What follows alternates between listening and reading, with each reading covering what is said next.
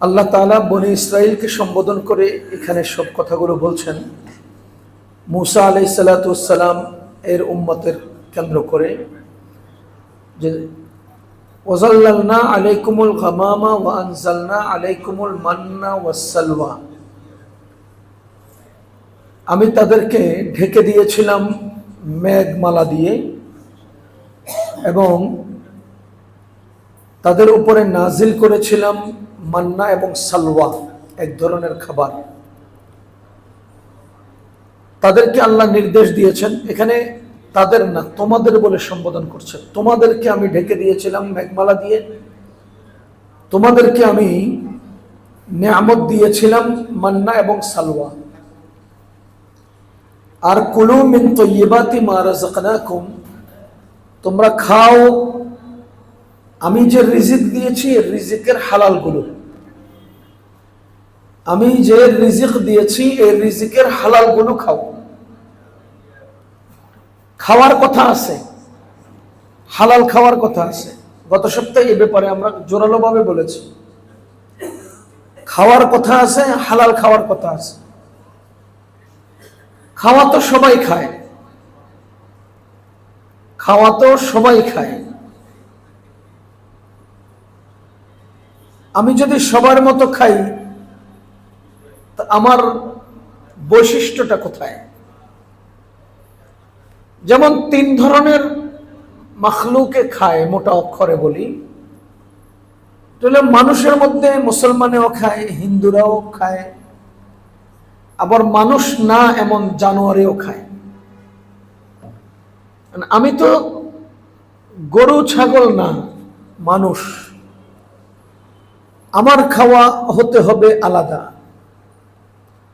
আমি তো অমুসলমান না, মুসলমান, আমার খাওয়া হতে হবে আলাদা। কুলু মিন তাইয়্যিবাতি মা রাযাকনাকুম, খাবারের বেলায় হালাল খাওয়ার বিষয়টা সবচেয়ে বেশি গুরুত্বপূর্ণ। মানুষের জীবনে সবচেয়ে বেশি গুরুত্বপূর্ণ হলো হালাল খাবার। নামাজ, রোজা, যাকাত, হজ এগুলোর চেয়েও হালাল খাবারের গুরুত্ব বেশি।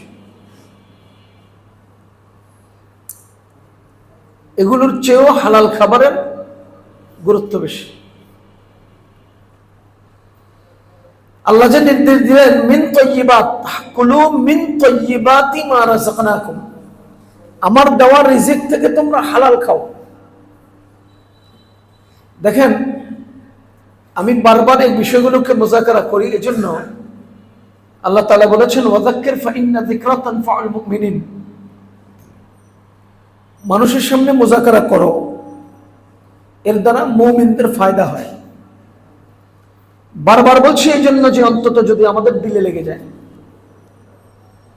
হালাল খাবার সমস্ত ইবাদতের উপরে। একজন রোজাদার 12 মাস রোজা রাখে, তার মর্যাদা যত। একজন হাজি 50 বছর থেকে প্রতি বছর লাগাতার হজ করে, তার মর্যাদা যত। একজন তেলাওয়াতকারী 40 বছর বয়স পর্যন্ত প্রতিদিন লাগাতার তেলাওয়াত করে, তার মর্যাদা যত। আল্লাহর কসম, জিন্দগিতে যে হারাম ত্যাগ করে শুধু হালালের উপরে চলে, তার মর্যাদা ওর চেয়েও বেশি, তার মর্যাদা তার চেয়েও বেশি। লা ইয়াদখুলুল জান্নাতা জাসাদুন, ওই ব্যক্তির শরীরটা, ওই শরীর, লা ইয়াদখুলুল জান্নাতা জাসাদুন, ওই বডিটা জান্নাতে যাবে না।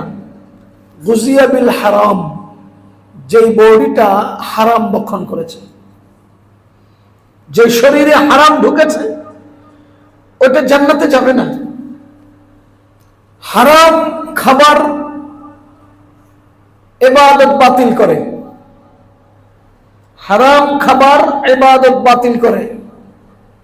50 বছরের হজ লাগাতার, খাবার হারাম হলে বাতিল। 50 বছরের তেলাওয়াত লাগাতার, খাবার হারাম তো বাতিল। 50 বছরের রোজা লাগাতার, খাবার হারাম, বাতিল। এবার আপনি হিসাব মিলান, খাবারটা কত দামি, খাবারটা কত দামি, খাবারটা কত দামি। খাবার মানুষকে মুসলমান বানায়, খাবারের কারণে মানুষ মুসলমান থাকে, মুসলমান হয়। আমি আরো একদিন বলেছিলাম, চেষ্টা করি অন্তত এই পয়েন্টে চোখে, জামানাটা দাজ্জালের কাছাকাছি, সময়টা দাজ্জালের কাছাকাছি। আর দাজ্জাল মানুষকে বিভ্রান্ত করবে দুই আক্রমণ দিয়ে, একটা হলো লোভ আর একটা হলো ভয়। জান্নাতের লোভ দেখাবে, জাহান্নামের ভয় দেখাবে। এই তো, জান্নাতের লোভ দেখাবে, জাহান্নামের ভয় দেখাবে। আমারে খোদা মেনে নাও, জান্নাত দেবো, খোদা না মানলে জাহান্নাম দেবো। সময়টা দাজ্জালের কাছাকাছি। নবীজি সাল্লাল্লাহু আলাইহি ওয়াসাল্লাম বলেন, দাজ্জাল এমন এক ফিতনা, যে এই পর্যায়ের ফিতনা পৃথিবীতে আর আসেনি। এই পর্যায়ের ফিতনা আমাদের খুব নাগালের কাছাকাছি, নাকের ডগায়।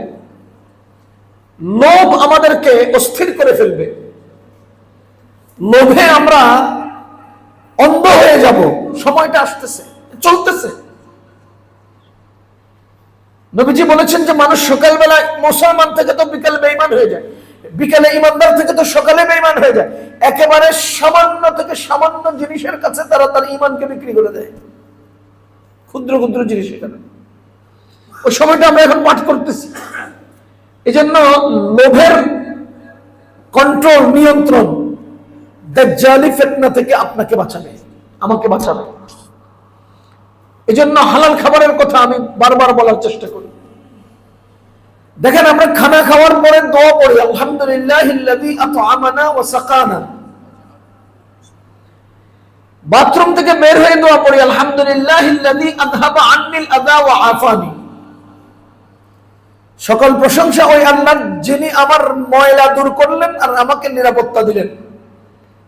ভিতরে আবর্জনা জমে ছিল, এটা বের হয়ে গেল, পেশাব ছিল, পায়খানা ছিল, দূর হয়ে গেল।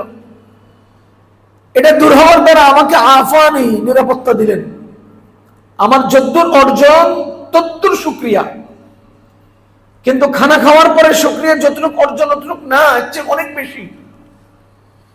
দেখেন, আলহামদুলিল্লাহিল্লাযী আত'আমানা, খানা খেলাম যিনি খাওয়ালেন তার শুকরিয়া, ওয়া সাকানা, পানি পান করলাম যিনি পান করালেন তার শুকরিয়া।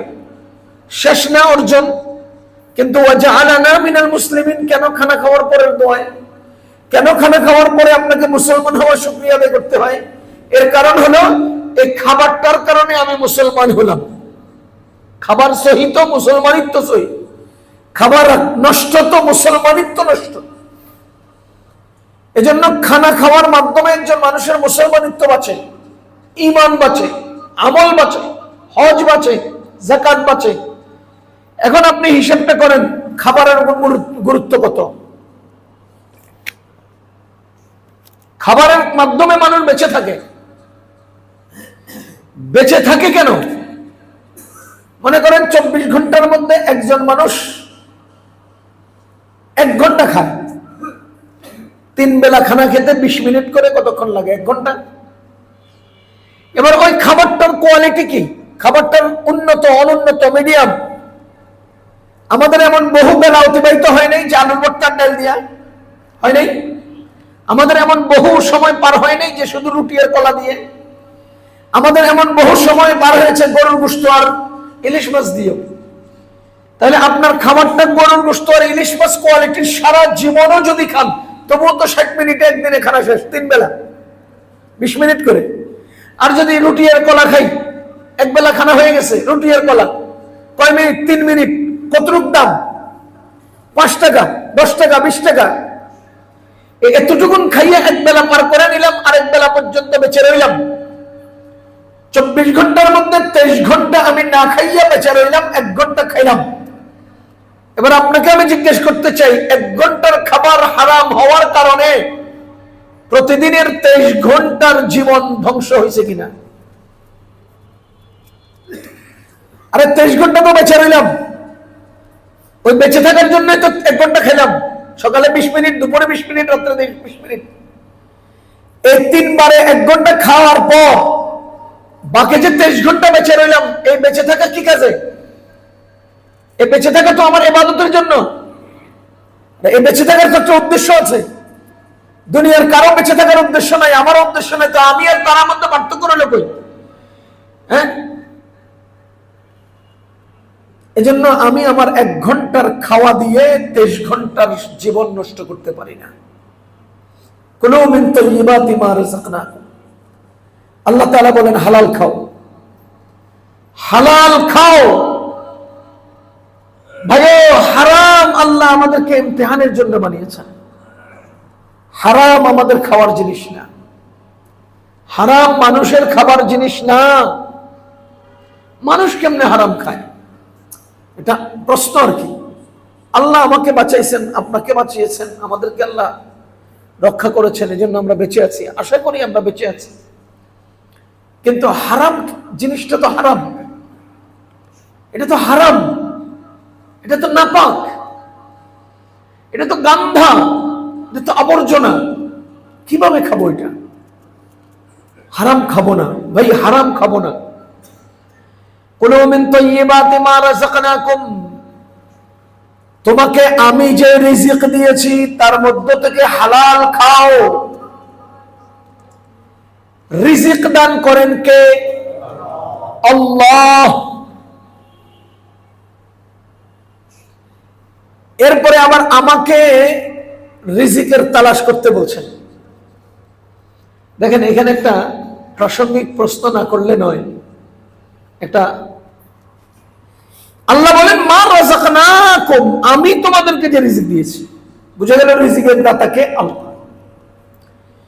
নবীজি বলেন তলাবু কাসবিল হালালি ফরিদাতুন বাদাল ফরিদা, ফরজ ইবাদতগুলো শেষ করার পর হালাল রিজিক তালাশ করা ফরজ। হালাল রিজিক তালাশ করা ফরজ।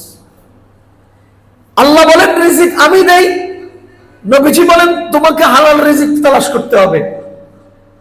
আচ্ছা, এবার আরেকটা হাদিস, নবীজি বলেন ইন্নার রিজকা লা ইয়াতলুবুল আবদা, নিশ্চয় রিজিক মানুষকে এমন ভাবে তালাশ করে কামা ইয়াতলুবুহু আজালুহু, যেভাবে তার মৃত্যু তাকে তালাশ করে নেয়। বলেন তো, এক হাদিসে বলে আমার রিজিক তালাশ করতে হবে, এক হাদিসে বলে রিজিক আমারও তালাশ করে। আল্লাহ বলেন আমি রিজিক দেই। তাহলে আমি আসলে কোনটা? রিজিক আল্লাহ দেন, যদি আল্লাহ রিজিক দেন তো আমি ঘরে বসে থাকলে হয়। যদি রিজিক আল্লাহ দেন তো আমি ঘরে বসে থাকলেই তো হয়। আবার বলে ইন্নার রিজকা লা ইয়াতলুবুল আবদা, রিজিক আমারে তালাশ করে, তো রিজিক আমারে তালাশ করলে আমি ঘরে বসে থাকলেই তো হয়। আবার হাদিস বলতেছে তলাবু কাসবিল হালালি ফরিদাতুন বাদাল ফরিদা, তোমার 5 ওয়াক্ত নামাজের পরে হালাল রিজিক তালাশে বাইরে হওয়া ফরজ। এদিকে কয় রিজিক আমারে খোঁজে, নবীজি কয় রিজিক তুমি খোঁজো, আল্লাহ কয় রিজিক আমি দেই। মানে আসলে কোনটা? কথা কি বুঝতেছেন আপনারা? এটা বুঝার জন্য একেবারে সহজ উদাহরণ বুঝবো আমরা। মানুষের জীবন আসলে কি? মানুষের জীবন হলো দুটি অসহায় পরিস্থিতির মাঝে সামান্য নড়াচড়া। দুটি অসহায় পরিস্থিতির মাঝে সামান্য নড়াচড়া, এটার নাম জীবন। যেমন আমি যখন শিশু ছিলাম, একেবারে ছোট্ট, তখন আমার 2টা হাত ছিল না, ছিল ধরতে পারতো না, মুখ ছিল বলতে পারতো না, আমার পা ছিল চলতে পারতাম না। আমার যখন পুরো বুড়ো হয়ে যাবো, একেবারে ওয়ামিনকুম মান ইউরাদ্দু ইলা আরযালিল উমর, আল্লাহ বলেন এমন এক বয়সে তোমাদেরকে পৌঁছাই লিকাই লা ইয়ালামা মিন বাদি ইলমিন শাইআ, কিছুক্ষণ আগে কি হলো কিছুক্ষণ পরে তুমি ভুলে যাও। যে অনেক সময় দেখেন না, ঘরে ছেলে ঘরে গেলে মা আর বাপে কি কয়, তোর বউ আমারে খাওয়ায় না, আসলে একটু আগে খাওয়াইছে, এই বেটি ভুলে গেছে। ওমিনকুম মান ইউরাদ্দু ইলা আরযালিল উমর, এমন এক বয়সে আল্লাহ উপনীত করেন, পৌঁছান, লিকাই লা ইয়ালামা মিন বাদি ইলমিন শাইআ, একটু আগে তার জেহেনে ছিল, সেকেন্ডের মধ্যে জেহেন থেকে ছুটে যায়, হারায় যায়, ভুলে যায়। শেখে ফানি, একদম বার্ধক্যের শেষ প্রান্তে, বলেন এই বয়সে নিজের ছেলে এসে বাবারে কয়, আব্বা আমি আব্দুল্লাহ। আব্বা কি কয়? খে আব্বা চিনে না। কাকে চিনে না? নিজের ছেলেকে। আব্বার 2 হাত আছে, হাত এখন উঠে গিয়ে কিছু করতে পারে না, পা আছে চলতে পারে না, মুখ আছে এখন আর বলা আসে না, চোখ আছে এখন আর দেখে না। আমি শিশুকালে কেমন ছিলাম? ওই হাত ছিল চলতো না, পা ছিল চলতো না, মুখ ছিল চলতো না। এখন বুড়ো হয়েছে, আর কেমন হয়েছে? ও সবগুলো আছে, চলে না। তাহলে শিশুকালে আমি ছিলাম অসহায়, বুড়ো হয়েও হয়ে গেলাম অসহায়।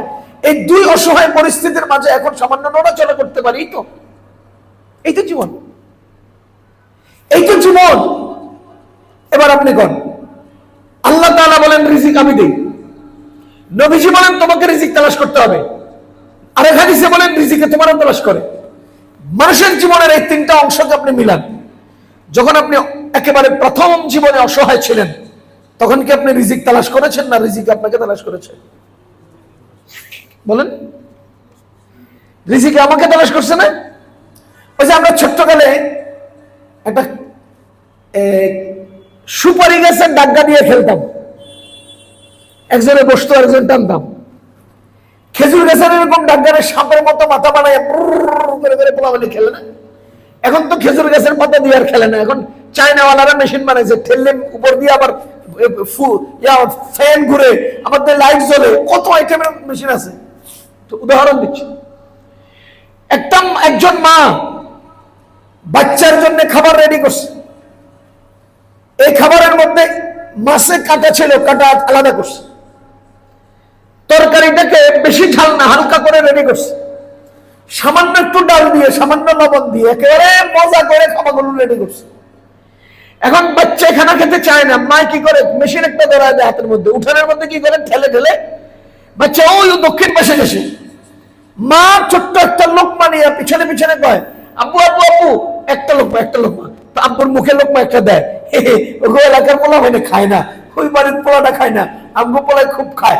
এই পচা আমগো আব্দুল্লাহ ভাল্লা কত বাইল দিয়ে এক লোকমা দেয়। পোলায় মেশিন নিয়ে গেছে উত্তরে, মা গেছে উত্তরে, পোলা আরেক দৌড় দিয়ে গেছে দক্ষিণে, মা লোকমা নিয়ে গেলে দক্ষিণে, পোলা আরেক লোক দৌড় দিয়ে গেছে পশ্চিমে, মা লোকমা নিয়ে গেছে পশ্চিমে। ইন্নার রিজকা লা ইয়াতলুবুল আবদা, দেখো রিজিক তার পিছে পিছে কিভাবে দৌড়ায়। যখন আপনার মামা, আপনার দাদা, আপনার চাচা, আপনার কোনো বড় কেউ একেবারে অসহায় হয়ে বাড়িতে শুয়ে আছে, দেখতে যান না? যাওয়ার সময় খালি হাতে যান, কিছু নিয়ে যান। তাহলে ওই লোকের রিজিক তাকে তার ভাগিনার হাতে করে তার বাড়িতে দিছে না? ইন্নার রিজকা লা ইয়াতলুবুল আবদা। তুমি যখন অসহায় ছিল জীবনের প্রথম, তখনও তোমার পিছে রিজিক দৌড়ালো। তুমি যখন পূর্ণ বার্ধক্যে পৌঁছাও, তখনও রিজিক তোমার পিছনে দৌড়ায়। এটা হলো রিজিক তালাশ, রিজিকে আমাকে তালাশ করে, এটার উদাহরণ। এবার আসেন, আমি রিজিক তালাশ করবো কখন? যখন আমার চলার ক্ষমতা আছে, খোঁজার ক্ষমতা আছে, তালাশের শক্তি আছে, তখন আমাকে রিজিক তালাশ করতে হবে। তখন আমি একটা হাত পা গুটে গিয়ে বসে থাকবো, আমার আল্লাহ এই হালতে আমার রিজিক দিবেন, রিজিক বাড়ায় দিবেন, বরকত দিবেন, ওয়াদা করেন নেই না। ফাইদা কুদিয়াতিস সালাহ, যখন তোমার নামাজ শেষ হয়, ফান্তাশিরু ফিল আরদি, জমিনে ছড়ায় পড়ো। ফান্তাশিরু ফিল আরদি, জমিনে ছড়ায় পড়ো।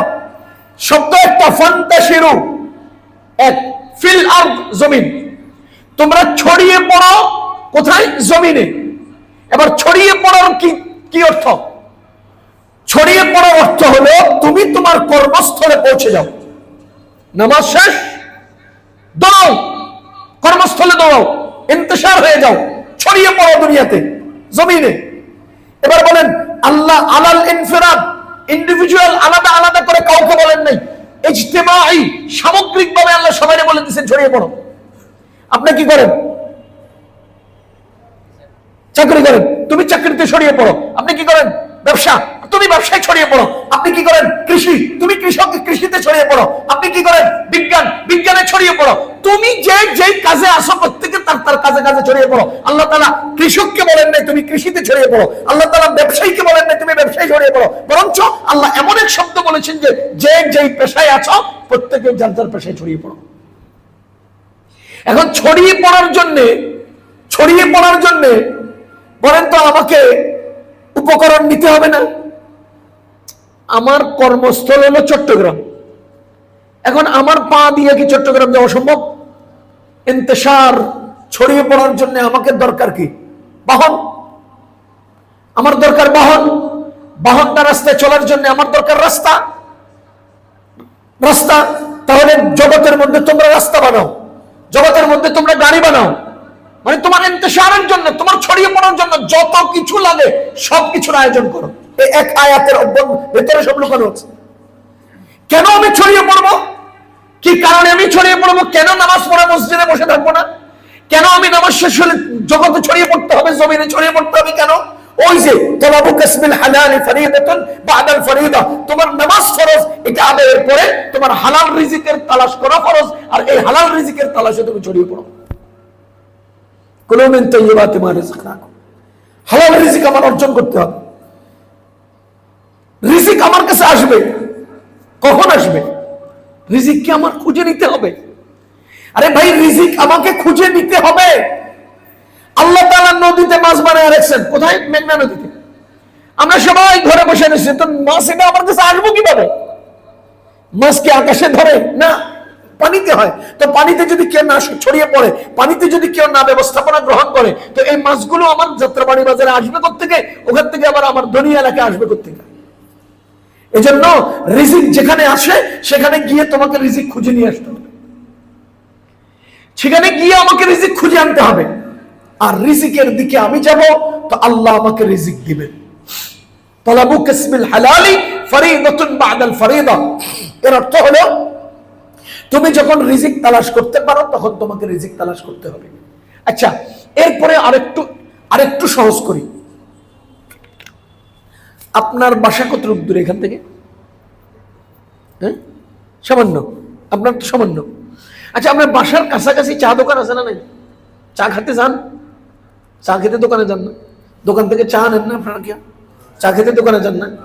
আচ্ছা, আপনি বলুন তো, চা দোকানের চাটা খেতে আপনি গেলেন কোত্থেকে? বাসা থেকে।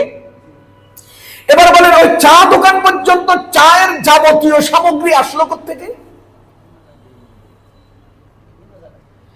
তাহলে আপনার এক কাপ চায়ের জন্য চিনির দরকার, চা পাতির দরকার, দুধের দরকার, কেটলির দরকার, এরপরে স্টোভ বা আগুনের দরকার, ওই আগুন জ্বালানোর জন্য একটা মেসের দরকার, সেখানে আবার চামচের দরকার, চায়ের ছাঁকুনির দরকার। কি পরিমাণ আয়োজন একাত্র করে এক কাপ চা হয়। আপনি ওই এক কাপ চা গ্রহণের জন্য মাত্র 10 কদম দূর থেকে আসলেন, আর চিনি চিটং থেকে আসলো, চা পাতি সিলেট থেকে আসলো। আপনি বুঝেন না, ইন্নার রিজকা লা ইয়াতলুবুল আবদা, রিজিক তোমার খোঁজে খোঁজে তোমার বাড়ির পাশে চা দোকানে আসলো, আর তোমার হাত আছে, পা আছে, চলতে পারো। তলাবু কাসবিল হালালি ফরিদাতুন বাদাল ফরিদা, তুমি তোমার ঘর থেকে নাইমা 10 কদম দূরে যে চা দোকানে চাও খেতে পারো না? তাহলে এক হাদিসে বলতেছে রিজিক তোমার বাড়ির কাছে চা দোকান পর্যন্ত আসে, আর ওই হাদিস বলতেছে তুমি চার খোঁজে বাড়ি থেকে নামো। সুতরাং দুই হাদিস তাজাদ না। এক হাদিস বলতেছে ইন্নার রিজকা লা ইয়াতলুবুল আবদা, রিজিক মানুষকে তালাশ করে। আবার নবীজি বলেন রিজিক তুমি তালাশ করো। তাহলে দুইটা একটা আরেকটার বিপরীত না, দ্বিমুখী না। কারণ আমি চা খাওয়ার জন্য চা দোকান পর্যন্ত যাব, এটা হলো ওই হাদিসের দাবি যে তুমি রিজিক তালাশ করো। আর রিজিক আমাকে খুঁজে আসে, এটার অর্থ হলো সিলেট থেকে চা পাতা, চিটাং থেকে চিনি তোমার চা দোকানের কাছে পর্যন্ত আসছে। দুটোই সমন্বয় হবে, এরপরে রিজিক আমি পাবো। যাহা হোক, রিজিক আমাকে খুঁজে নিতে হবে। বুঝেন, রিজিক আমাকে খুঁজে নিতে হবে। আর আমি যখন খুঁজবো না, তখন আল্লাহ আমাকে দিবেন। আমি হাত গুটিয়ে বসে থাকলে আল্লাহ দিবেন না। একটা গুরুত্বপূর্ণ উদাহরণ দেখেন। আল্লাহ, হযরত মারিয়াম আলাইহিস সালাতু ওয়াস সালামের নাম শুনছেন? ঈসা আলাইহিস সালামের আম্মা মারিয়াম আলাইহিস সালাম, তিনি ওই যে ঈসা আলাইহিস সালামের পেটে যখন বাচ্চা আসলো, তিনি আড়ালে গেলেন এক জায়গায়। জিবরাইল আলাইহিস সালাম বলতেছেন যে আমি তোমাকে একটা বাচ্চার সুসংবাদ দিচ্ছি। কি আশ্চর্য কথা! ইন্নী আউযু বির-রহমানি মিনকা ইন কুনতা তাকিয়্যা। হযরত মারিয়াম আলাইহিস সালাম বলতেছে আমি তোমার অনিষ্ট থেকে আল্লাহর পানাহ চাচ্ছি, যদি তুমি মুত্তাকি হও আমার কাছে আইসো না। কে? মারিয়াম আলাইহিস সালাম বললেন। এটা লম্বা আলোচনা, আমি লম্বা বলতেছি না, আমি শুধু লাস্টের অংশটা বলছি। ফাহামালাতহু ফান্তাবাযাত বিহি মাকানান কাসিয়্যা ফাআজাআহা আল-মাখাদু ইলা জিয'in নাখলা ক্বালাত ইয়া লাইতানি মিততু ক্বাবলা হাযা ওয়া কুনতু নাসিয়াম মানসিয়্যা। বাচ্চা যখন পেটে আসলো, বাচ্চা যখন জন্ম হলো, তখন হযরত মারিয়াম আলাইহিস সালাতু ওয়াস সালাম কি শুরু করলেন? পেরেশান হয়ে গেলেন, অস্থির হয়ে গেলেন, এবং তিনি বলতে লাগলেন আরে যদি মরে যেতাম, যদি নাই হয়ে যেতাম, যদি নাসিয়াম মানসিয়া হয়ে যেতাম, যে পৃথিবীর কেউ আর আমার নামও জানে না, কেউ আর নামও জানতো না, এরকম যদি হয়ে যেতাম।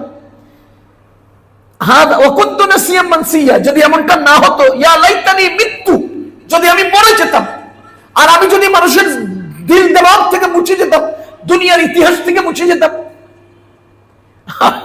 উনি কামনা করতেছে যদি মুছে যেতাম, আর আমরা কোরআন শরীফে পাইয়া আজীবনকার জন্য আর মোছার কোনো কথা নাই। মোছা দেওয়া সম্ভব? কোরআনের আয়াত হয়ে দুনিয়াতে আসছে ওনার বর্ণনা, মুছবে কিভাবে? যেই পয়েন্টটা আপনাকে বলছি, ফানাদাহা মিন তাহতিহা, উনি যে খেজুর গাছের নিচে গিয়ে বসছেন ক্লান্ত শ্রান্ত হয়ে, টেনশন আর পেরেশানির একেবারে সর্বোচ্চ পর্যায়ে পড়ে খেজুর গাছের নিচে গিয়ে বসে গেছেন। বসে চিন্তা করতেছেন যদি মরে যেতাম, যদি পৃথিবীর ইতিহাস থেকে মুছে যেতাম।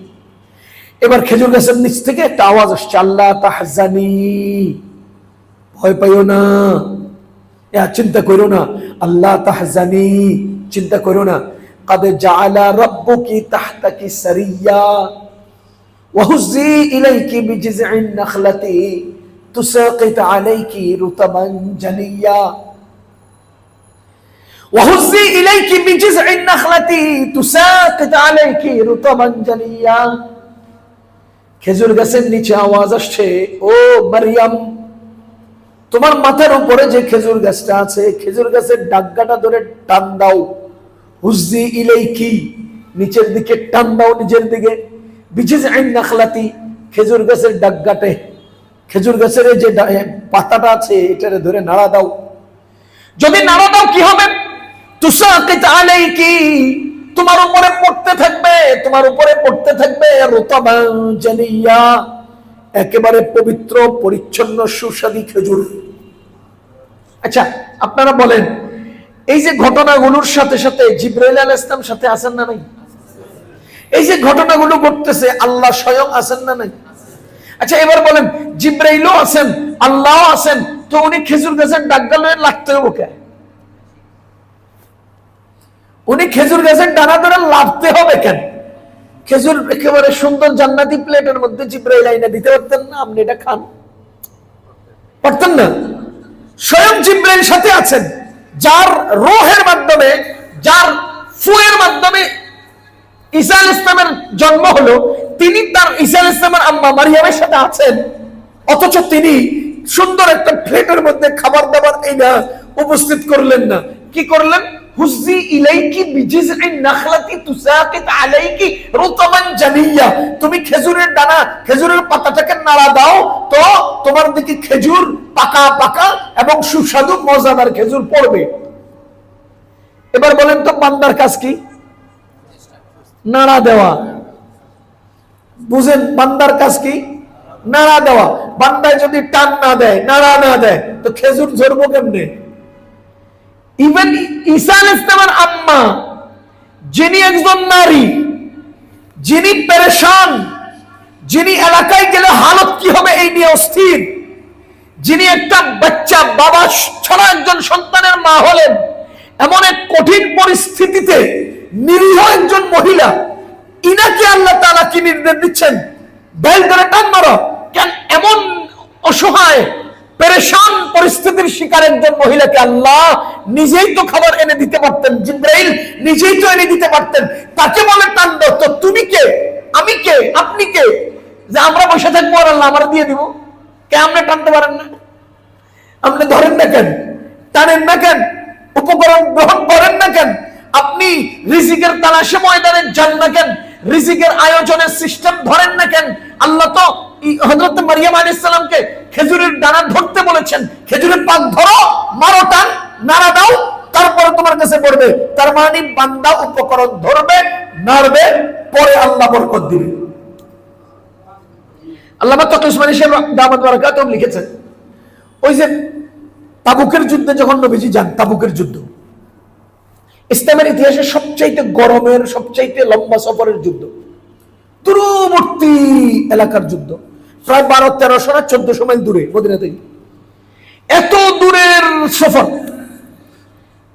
তো নবীজি সাল্লাল্লাহু আলাইহি ওয়াসাল্লাম সাহাবায়ে কেরামের কাছে চাঁদা চাইলেন।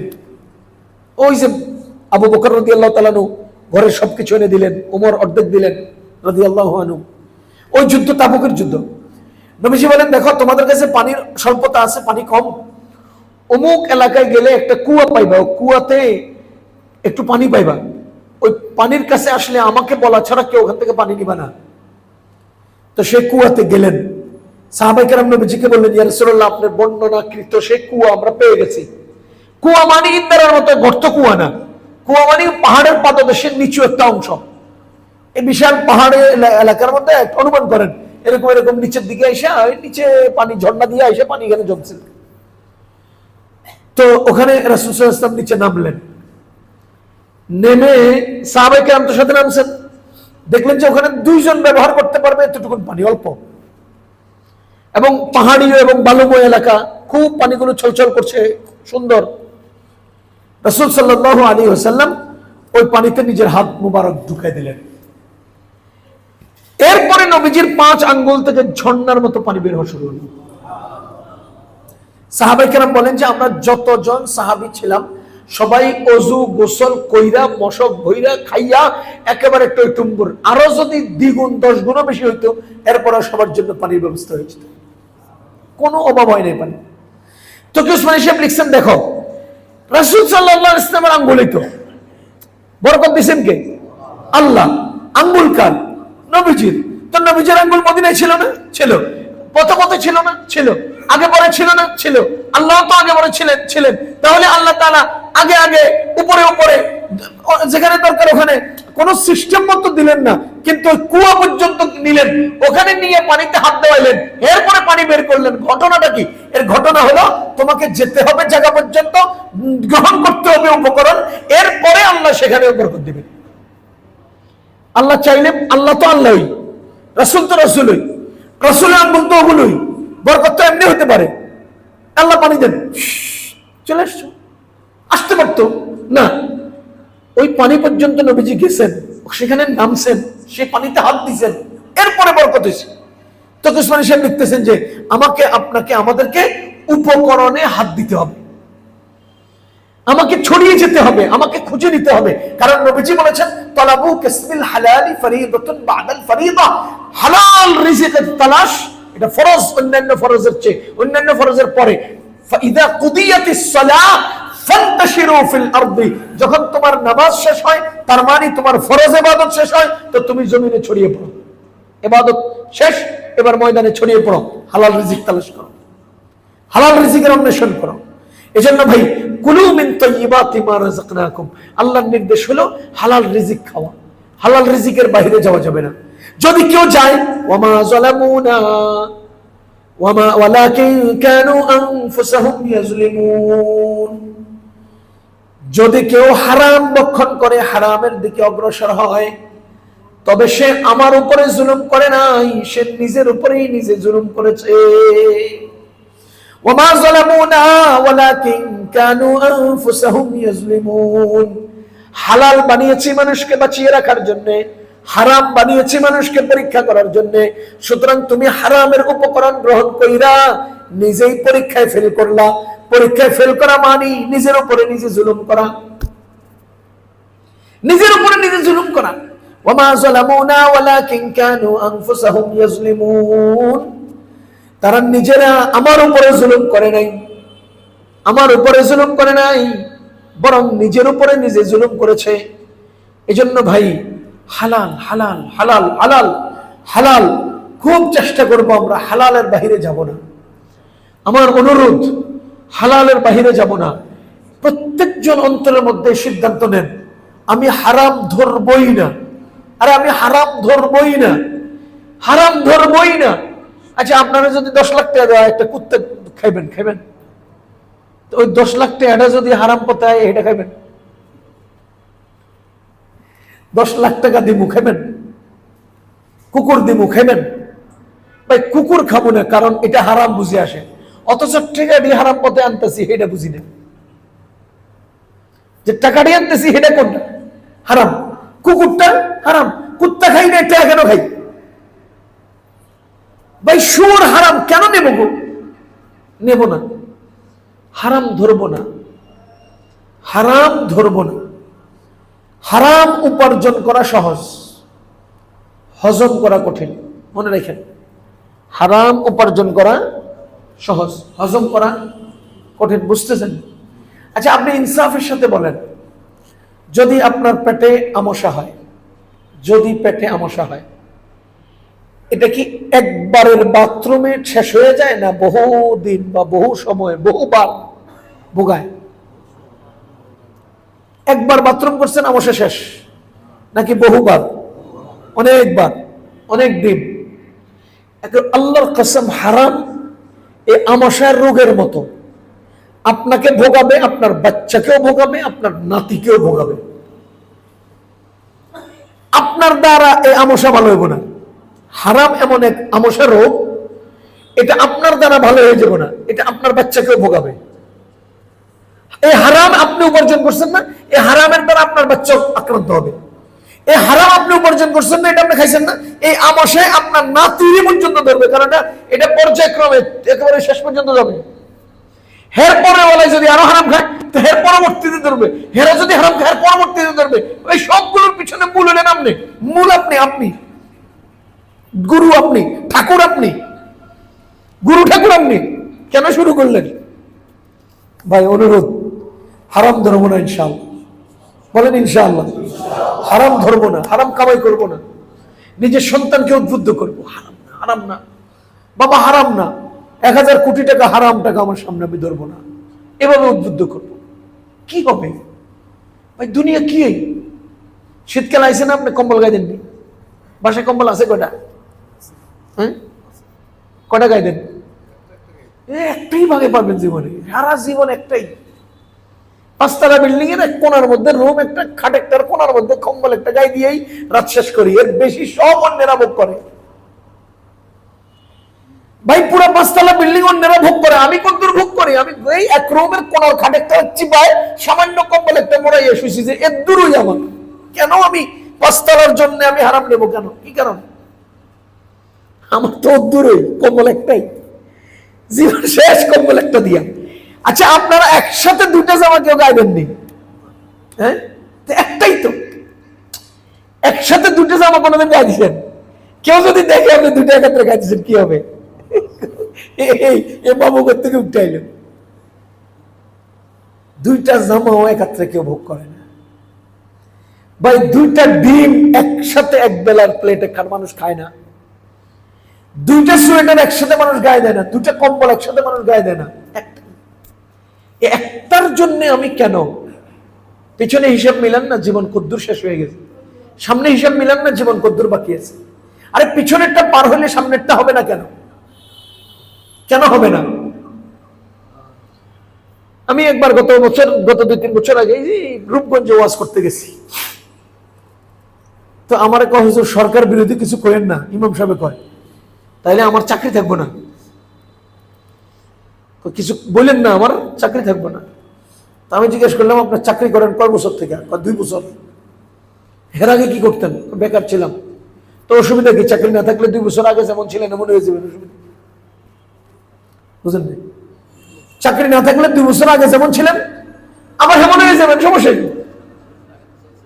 আগে চলছে না তো এখন চলবে, অসুবিধা কি? পেছন চলছে না ভাই, সামনে চলবে, অসুবিধা কি? পার হয়ে যাবে। এই জন্য হারাম ধরবো না, সবাই সিদ্ধান্ত নেন।